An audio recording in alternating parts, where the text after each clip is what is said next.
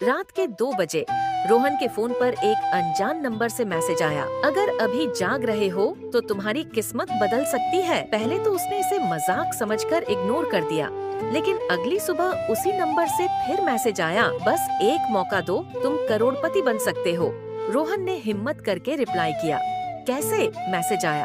अगर सच में जानना चाहते हो तो सिर्फ हाँ लिखकर भेजो। जैसे ही रोहन ने हाँ भेजा, उसका फोन हैंग हो गया। स्क्रीन पर एक नोटिफिकेशन आया। अब पीछे हटने का कोई रास्ता नहीं। आगे क्या हुआ? रोहन करोड़पति बना या फंस गया किसी जाल में?